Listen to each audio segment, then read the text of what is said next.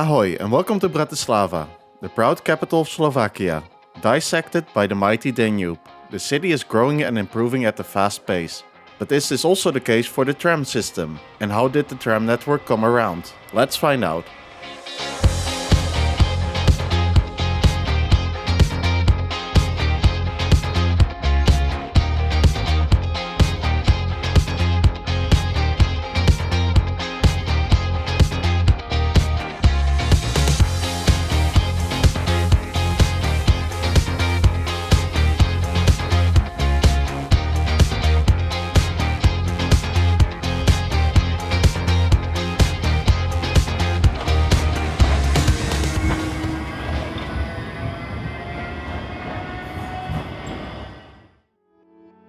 The first tram line in Bratislava was opened on the 27th of August in 1895.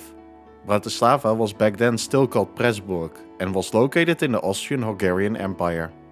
From the very start, this was an electric tram. The network grew gradually in its first years. After a short flirt with the first type of trolleybuses, the tram proved more reliable in that time. And for a brief period in the beginning of the 20th century, there even used to be a tram between Bratislava and Vienna. Between the World Wars, when Bratislava found itself in Czechoslovakia, the network got some major reconstruction. There were also ideas to change the meter gauge to standard gauge, just like most other tram networks in Czechoslovakia, but they never materialized. During the Second World War, the tunnel under Bratislava Castle was built, which was initially used as a sort of anti-aircraft bunker.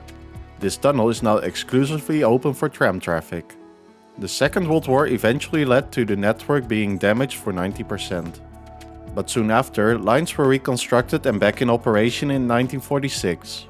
The newly communist leadership in Czechoslovakia decided to focus more on buses and trolleybuses for the 50s and the 60s. Nevertheless, a new tram type was introduced, the Tatra T2. By means of this type, the shift was made towards 4-axle trams. Luckily, the 70s were a much brighter period for the trams in Bratislava, with various new sections being opened. Also, the higher capacity Tatra K2 was introduced. A bit later on, the 90s arrived. And this decade was very eventful for Bratislava and Slovakia as a whole. First of all, Czechoslovakia got rid of its communist rule, and the country was eventually split, making Bratislava the capital of the newfound Slovak Republic. The 90s brought some renewal of neglected tram tracks, but generally the automobile was gaining more popularity. This made a gradual decline of passenger figures inevitable. However, from the 2000s, this trend started turning around, and passenger figures are on the rise again. For the tram network, the 2010s were a great decade, with the introduction of the modern Skoda 29Ts and 30Ts. Additionally, there was a long-awaited reopening of the tram service into the district of Petržalka, across the Danube. This brings us to the network of today.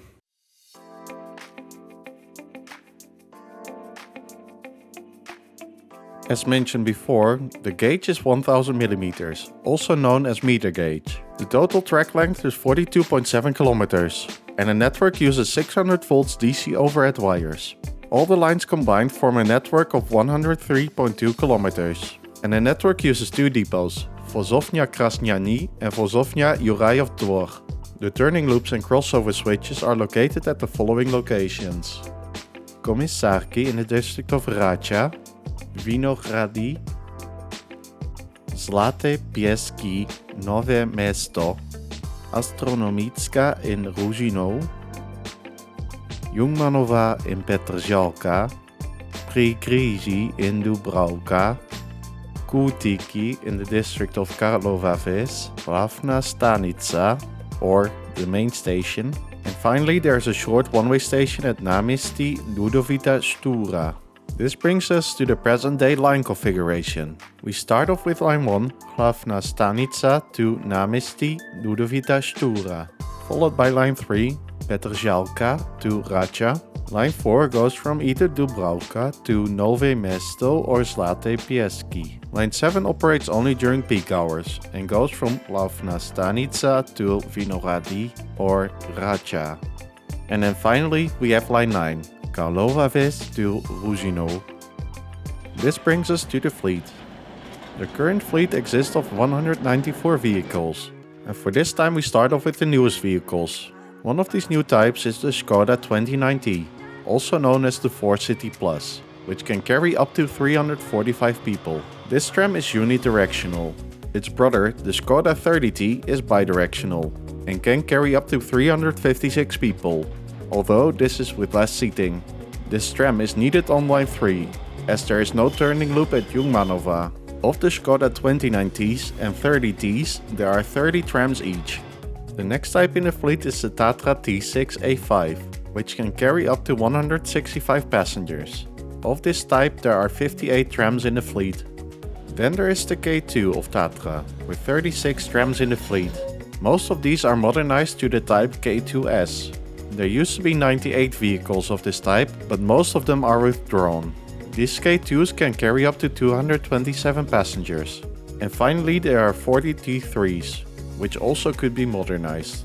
There used to be 194, but most of them are withdrawn. They can carry up to 164 passengers each. In the annual report of Bratislava, there are no separate ridership figures for trams. But, as viewers suggested in my last video about Prague, ticketing might be an interesting topic, so I continue with this next. Just like quite a lot of other cities, Bratislava is using zoning in terms of ticketing, but it is actually using it throughout all the region. The trams are only active in Zone 100 and Zone 101. With pricing, I only keep these in mind. Generally speaking, within these two zones, the most basic ticket for a single trip up to 30 minutes will set you back 90 euro cents. For a single trip up to an hour, this will cost you €1.30. There are also 24-hour tickets, with unlimited trips, which you can buy for €4. On weekend days and holidays, this can be valid as a family ticket for 2 adults and up to 3 children.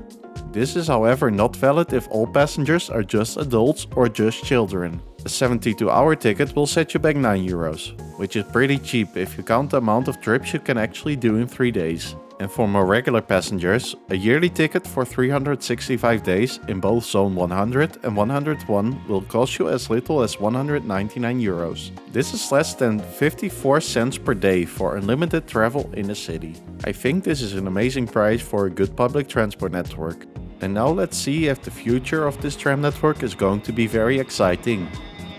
Regarding the network, there will be more or less a certain extension to Janikov Dvor, on the southern side of the Petržalka district. This has been planned for a long time, but faced several delays.